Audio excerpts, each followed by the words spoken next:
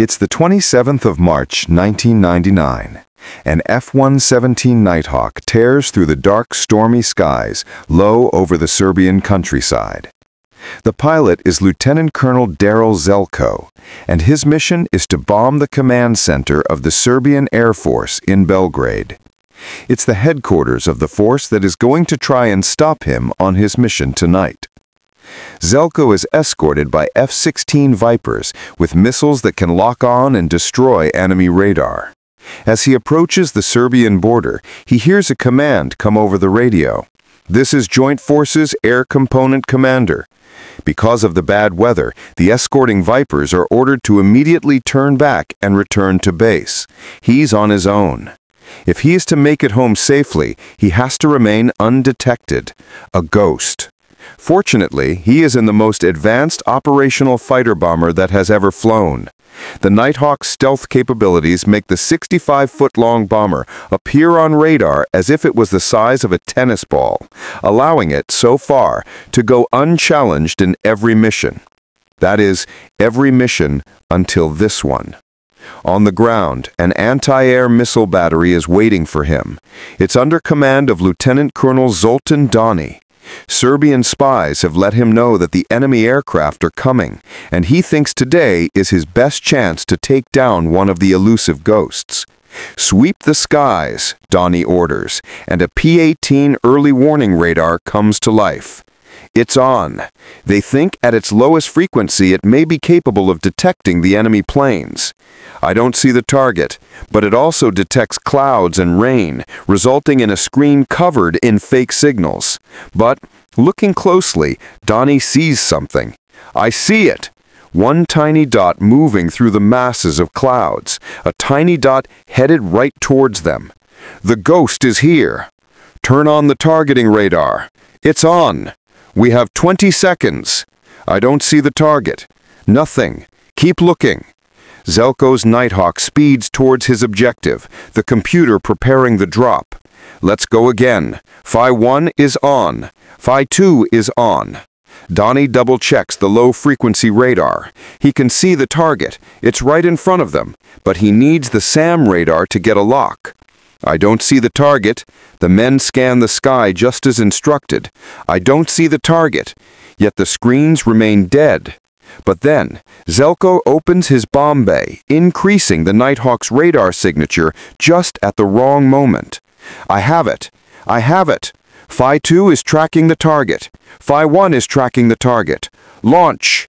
Two missiles fire off the launcher in quick succession, streaking across the sky. Zelko drops his bombs. They follow the path designated by the laser and explode. He soars past the target.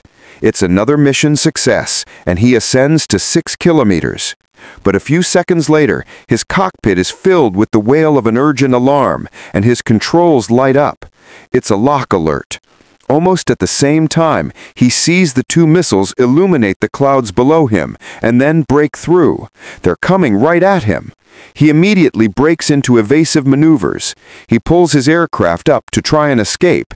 He's pushed into his seat as he ascends, as the aircraft screams more warnings at him.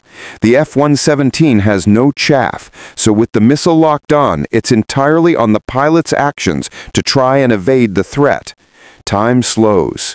He knows. It's over. They got me. These are proximity missiles and should detonate near the aircraft, but somehow the first missile malfunctions and races by his canopy. The second missile, though, doesn't malfunction. It explodes, sending out a cloud of sharp shrapnel that perforates the left wing of his Nighthawk. The entire left side is blasted to pieces, illuminating the night sky a fiery orange. The aircraft immediately loses control and is thrown into a wild spin. As the plane spins, Zelko is pinned to his seat and experiences severe G-forces. The spin increases in violence. Flashing warnings illuminate his controls, and a bright flame shines through the cockpit windows as the landscape spins around him. He knows he's in a critical situation. Even ejection might prove fatal, but it's his only choice. He fights 7 Gs of force, 100 pounds pulling up on each of his arms. Fueled by adrenaline, he gets hold of the ejection handles and pulls. In the blink of an eye, the canopy is blasted away, and his seat rockets out of the cockpit. The violence of the spinning wreck is replaced by a total calm. Zelko breathes heavily as he takes it all in. He's alive. But then another thought hits him. Man, Mom is not going to be happy about this. He knows the enemy are going to be searching for him. If he can fall to the ground unseen, he can still get rescued and get back home with no further complications. But then he looks up. He notices his parachute is bright orange. He might as well be waving a flare.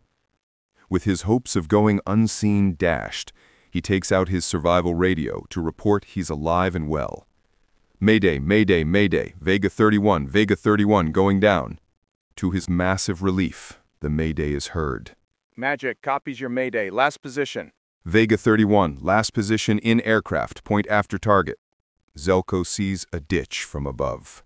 He doesn't get to say much more before hitting the ground. He's now alone, deep behind enemy lines. Zelko runs for the ditch he saw on the way down. He quickly paints himself with mud and tries to hide as he awaits rescue. News of the downed plane quickly spreads. The Serbians waste no time and rapidly initiate a search. All around him, the activity gains momentum as more and more men appear. Men of the Serbian army comb the area, gradually joined by local policemen and civilians as the news spreads. Everybody wants to find him.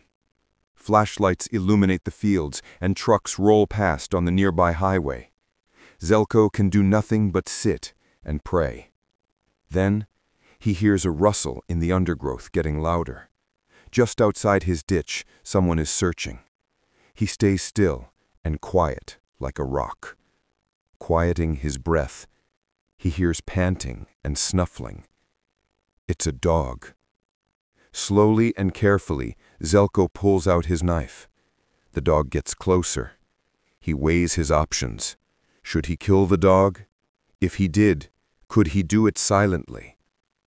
He finally makes up his mind to spare the dog, reasoning that if he did kill it, the owner would be quick to follow. Then, to Zelko's massive relief, the dog turns, jumps up, and leaves. The radio crackles to life. Sandy 01, Vega 31, over. Zelko's eyes go wide. They're here. He can be there. Go with me. Go ahead, Sandy 01, over. Vega 31, is it okay to come down there? Zelko doesn't respond. He peeks out of his hiding spot, searching the area for threats.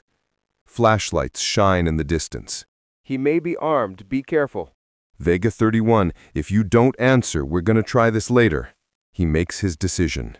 Yeah, okay. Let's go for it.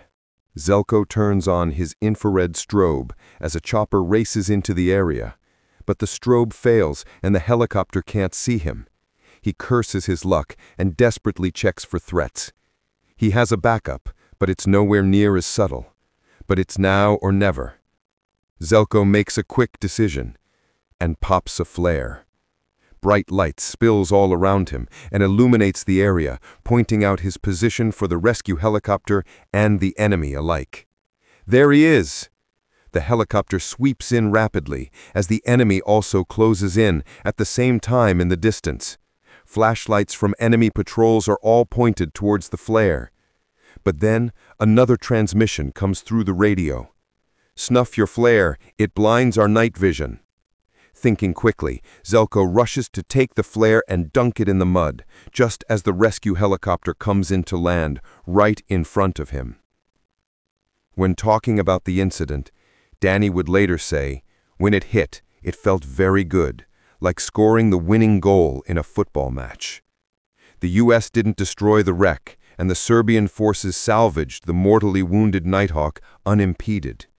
And today, you can still see pieces of Zelko's aircraft in the Museum of Aviation in Belgrade. Zelko always expressed a desire to find the man who shot him down and congratulate him. He finally got his wish in 2011, just 12 years after the incident. The end of the 20th century was packed with unforgettable military stories. Here's another one, what many call the last tank battle of the century.